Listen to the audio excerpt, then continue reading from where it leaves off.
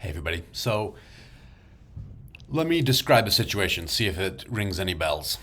You're sitting at your computer, you have an assignment due, you're writing, and you're a page short, you're 2 pages short, and you're like, I have no idea. I've written everything I possibly can about this topic. I have no idea how I'm going to get to the page length. And you're writing a sentence and you're like, oh, how much closer am I? Does this ring a bell? I know I've had this experience. If you haven't, hopefully there's something in this video that will be helpful to you. But you're a respectable, an amazing human being if you've never had that happen. Because almost everybody I know, all my students, when I describe this, I get like nods of, yep. So there are some things you can do to expand your writing and get out of this situation that I have described. And I want to talk about some of those in this video. So firstly, before we get into the specifics of when you're there, I think just more generally, there's some pointers that can be helpful. So when you're stuck. Firstly, environment has a huge effect. So if you know you're being distracted, Netflix is calling your name, you got food around, sometimes there can be productive distractions of, I have some students who swear by music that is not distracting or white noise, some things that just keep their mind from being pulled away. It's kind of weird how that works. Know for you, though, what works, because there are way too often that environment can just completely derail you. Writing your essay on your bed with the laptop, like when you're tired, just don't do that. Going to the library, having quiet around you, that can be much more productive.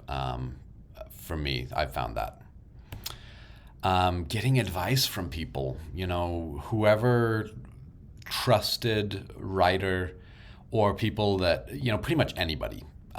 You can go in and ask. And honestly, a lot of times after you've told them, here's what the assignment is, here's why I'm stuck, sometimes you can just answer your own stuckness of like, what do I need to do next? Oh yeah, well, when I describe it in this way, now I know what I need to do.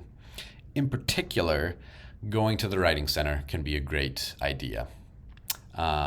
People there, they don't have a stake in what you're writing. They don't need to tell you, yes, this is perfect. Like you go to your parents and they may just, they have so much history with you. It may be impossible for them to give you just a clear-cut, no biased take on your writing, depending on your parents.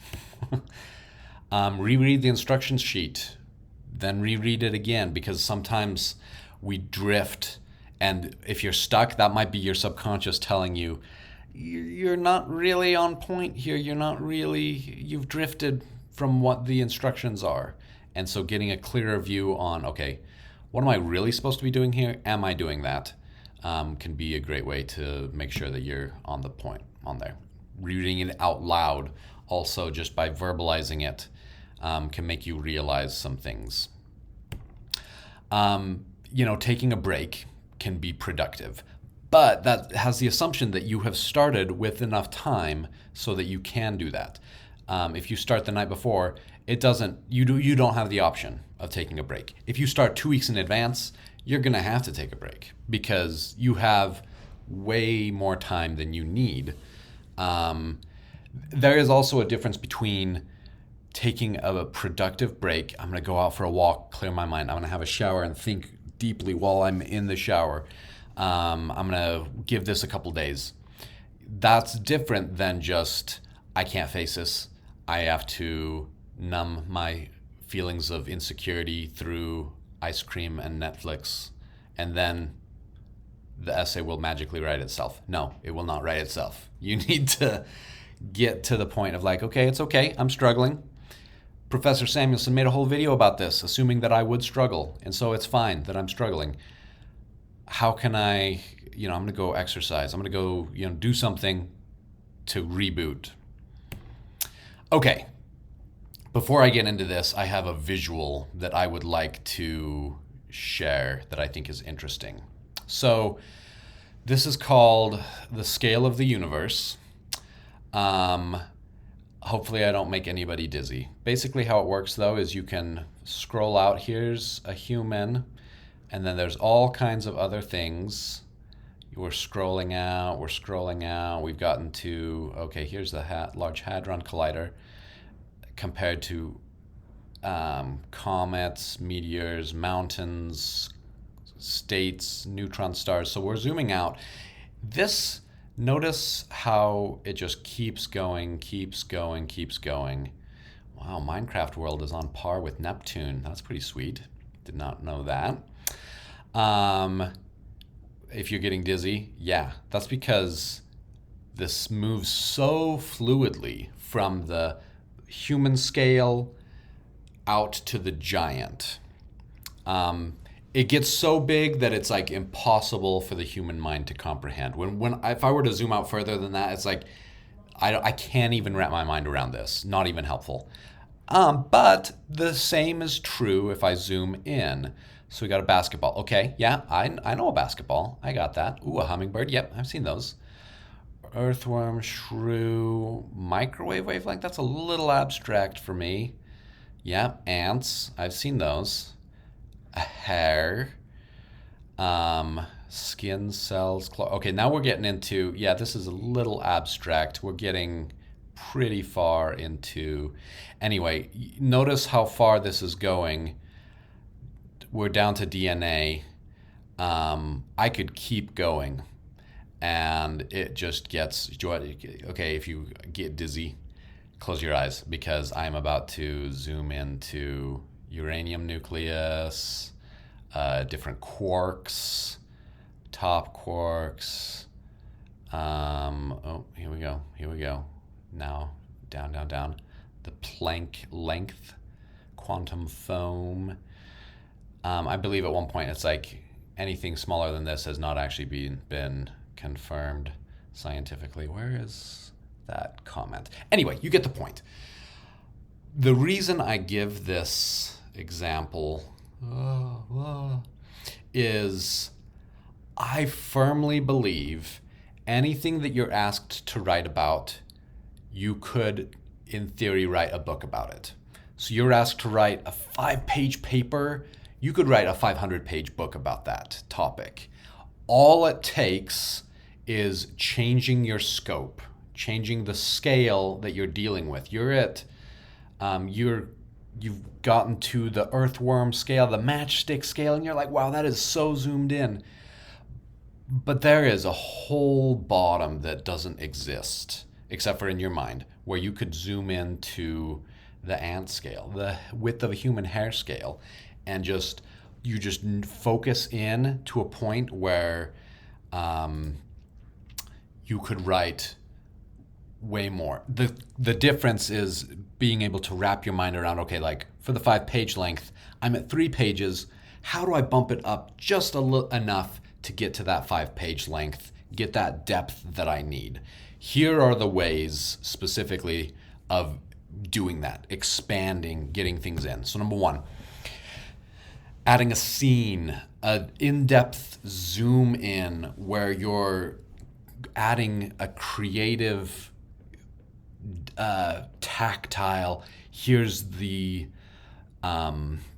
what you might smell in this scene, here's what you might feel, what you might see, what you might taste, all of the senses of, like, if you were actually there, here's what it would be like to experience, here's the emotions that you would be feeling, here's how this. So just adding that realistic description of what would it be like to be there can come in a lot of different types of essays, types of writing. In your introduction, it could be a fantastic way to get into the essay. If you've written like 3 sentences and you're like, that's the intro, like what else could I do? You might think about adding a scene to really flesh out, hook your audience. That can happen in the intro, that can happen in the middle. There's a lot of different places where a zoom in paragraph can be helpful. You may be like, okay, I've written about my topic, subtopics 1, 2, and 3. and that's it. I don't have any more. And then you may be like, well, why does it have to be 3? Could I make another point in here? Could I rearrange it differently so that I can add this point 4? Just because you started with a certain idea for the essay doesn't mean that that's the best idea. You may need to zoom out a little bit. You may be basketball. You may need to be like the dodo size. I just saw that on there, so I'm going with it. Okay, add more analysis. This one is huge. There are so many times where I just, like, you were a page short. Man, your essay just needed more clarification of, like, here and there, you add a sentence or two. You make this claim. You have this description. And man, if you had just tied that in, like, why did you do that? Explain your thinking behind this. It's not clear. Your audience cannot read your mind. They only have what is on the page. And more often than not, students need to clarify, this is what I'm saying. How do I know that's true? Let me make it a little bit more clear why I put this in, what this means, actually right there in context in the essay. Transitions can almost always be expanded. The key place for that is at the beginning of each paragraph. So why are you writing this paragraph? What is this paragraph about? How does this relate to the thesis? How does this relate to the next paragraph, the previous paragraph? Just all of that positioning can add clarity and power to your writing. Don't just assume that your audience is following with you. There is such a thing as holding your audience's hand a little too closely. More often than not, especially if you're struggling with length, chances are that you're not going to go too far in this direction. Okay, that's all I've got. Good luck. If you're stuck, send me an email. That's always a great way. I am more than happy to address specific ways that I think your essay in particular that you are writing right now could be expanded. Okay, good luck.